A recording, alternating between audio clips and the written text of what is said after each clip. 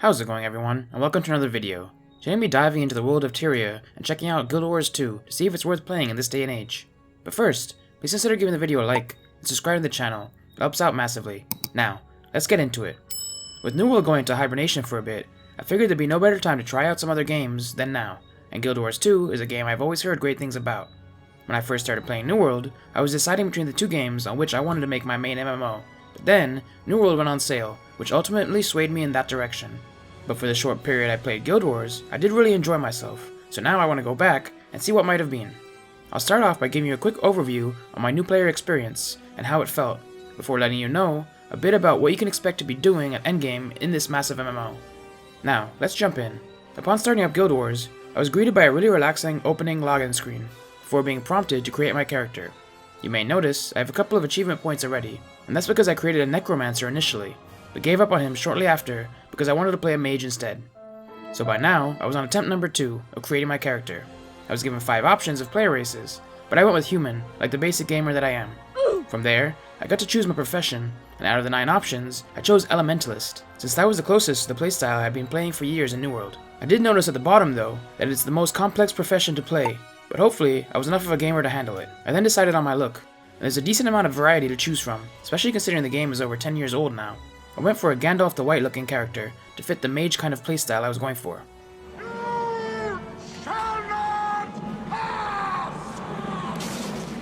From there, I decided on a few backstories for my character to flesh him out a bit, and was thrown into the opening cutscene. It was a very interesting style they went with for the cutscenes, and it seems to have aged very well over the years. I'm not sure if they've been updated or not since the game launched though.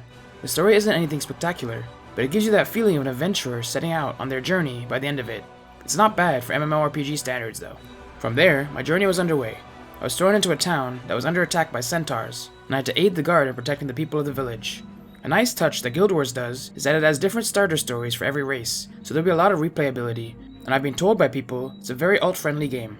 I made my way to the village, taking out any centaurs I would see, until I found my way to Sergeant Walters, who would give me my next orders and introduce me, for the first time, to the cinematic conversations Guild Wars uses to convey information to the players. There's some pretty cool characters you're introduced to, and everything is voice acted too, including your character, and from what I've heard so far, the voice actors do a fantastic job. From there I continued to fight on until I was interrupted by a cinematic showing a massive earth elemental spawning in the distance. Some of the voiceovers were a bit buggy in this section, but still, it was cool to be introduced to such a big boss so early on in the game, and I, along with the rest of the guards and fellow new players, proceeded to take down the beast. I've been told Guild Wars is known for its epic big boss battles that puts tons of players together to take out insane bosses. I really look forward to getting to participate in some of those battles in the future. But eventually we had taken down the boss, and as it was defeated, it exploded, knocking me unconscious. From there, I awoke 3 days later within a hospital with a very nice lady named Amelia looking after me. Once all the proper checks were made, and I was cleared to leave, I was thrown into the open world for the first time. And this is where I was presented with the very unique style of questing Guild Wars 2 uses. A style I don't think any other MMORPG uses to this day. You're kind of just allowed to go do whatever it is that looks interesting to you. So I talked to the scout to get a bit more information about the town I was in, and just got to running around and trying things out. I entertained some cattle, picked some apples, dealt with some spiders, and even got made to look a fool by some kid named Nicholas. He quizzed me on my Guild Wars knowledge, and even with multiple choice to pick from, I was unable to get one question right. Sprinkled in with all of these little activities all around the starter town were some small tutorials as well, to get you better at the game, without making it feel like you were in a tutorial. But I would spend the next few hours just going from spot to spot, on the map, helping out the villagers, leveling up, and getting used to my abilities. I really liked one of the earlier ones I got with my dagger that allows me to shoot fire from my mouth like a dragon. A really nice touch Guild Wars does is they allow players to choose between tab targeting and action combat right from the beginning. So for me, coming from a game like New World, I immediately turned it to action camera and changed the skill keys to what I used in New World, so it feels so much more fluid for me. As I kept grinding, I unlocked a new weapon in the staff, so I switched to that to try out some more ranged mage combat, and it was a lot of fun to play around with.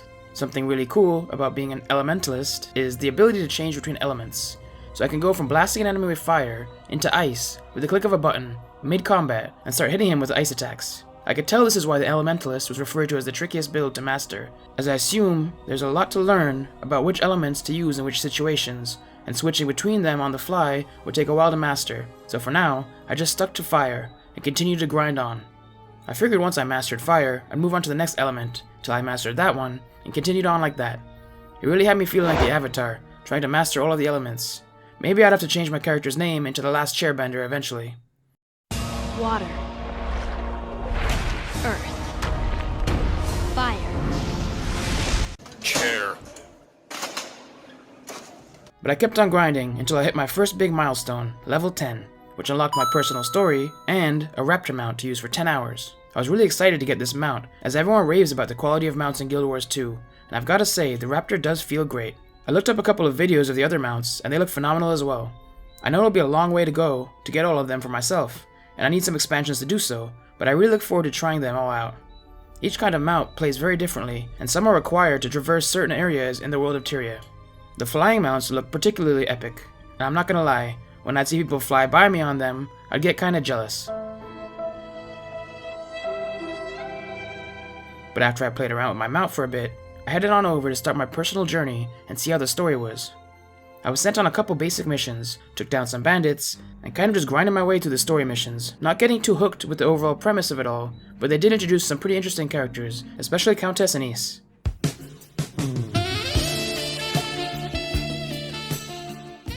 Plus, the XP was nice as well.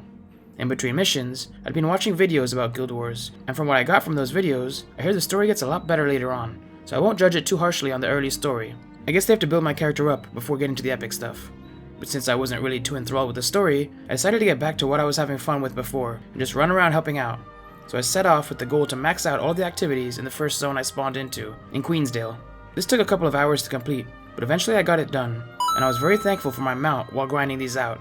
It would have taken significantly longer without it. I really enjoyed the vistas, which some required little jump puzzles to get to, and would show you scenic views of the zone, as well as give you a little bit of experience. The hero point challenges were also a lot of fun, as you never knew what you were going to get, and the points went a long way to making my character stronger.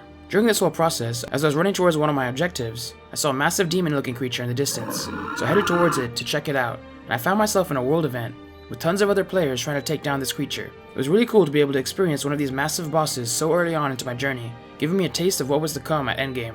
I expected to get instantly one-shot and be of no help, but thanks to the scaling, I actually was able to be of help in the event. Well, not much help, but still. I have no idea who this boss is, or if the rewards I got from defeating him are of any value, but it was still a really cool experience to be a part of. But by this point, I was 10 hours in and nearing level 30. I would unfortunately lose my mount soon, because it was only a 10-hour trial mount, but I was still having a blast with the gameplay loop and leveling up my character. Therefore, I wanted to do a bit more research online to see if Guild Wars 2 was the kind of game I would like to make my main game, and eventually purchase all of the expansions for. So I went on a deep dive through YouTube videos and wikis to try to find out more about what was to come from my journey, and boy was I pleased with what I found. All the way to endgame, and then on from there, Guild Wars 2 has one of the most unique and well-crafted progression systems in MMORPG history. They utilize a horizontal progression system that still sees pieces of gear you grinded for years back viable after each expansion comes out. For me, as a gamer who creates videos, and as a full-time job as well, this is something I love. Don't get me wrong, I love a good grind, but once I get that item, it hurts to see it become useless a year later. But that's where they also satisfy my love for a grind in their gear system. Now, if I get anything wrong, forgive me, this is just from what I found online, and if you're a veteran and notice anything wrong, please feel free to correct me in the comments below. But essentially, from what I gathered from my research, is your endgame gear grind is essentially after something called Ascended Gear. This is really good gear that will make your character as powerful as it can be, and will stay relevant for a very long time to come. But once you are fully ascended, if you want to grind further, you can go for legendary gear. This gear will have the same power as your ascended gear, so it's not really necessary if you're not a grinder, but it has really cool perks that make it worthwhile for the grinders out there. Plus, they look insanely cool. These perks include things like the ability to change their stats for no charge, plus, the coolest thing in my opinion is that they're account wide. So if you're the kind of person that likes making alts and trying different builds, don't worry, Guild Wars got you covered too, as it's very alt friendly. These legendary pieces are a great example of that. You can grind for a piece on your main, and then use it on all of your alts with different stats on it, not requiring you to do the same grind multiple times. Thankfully so as well, because I hear some of these grinds for the legendary items are insane. Along with all of that, there's tons more end game PVE content to keep you busy in Guild Wars, like strike missions, raiding, fractals, and map completion, which is the first goal I set for my account. Plus they got some of the biggest and baddest looking bosses I've seen in MMORPGs to date. Or, you can get into fashion wars, and just go around collecting as many cool pieces as you can to take your fashion game to the next level. This is something I really look forward to doing, as there's some awesome looking sets and mounts in Guild Wars, even if there's also some pretty goofy looking ones as well.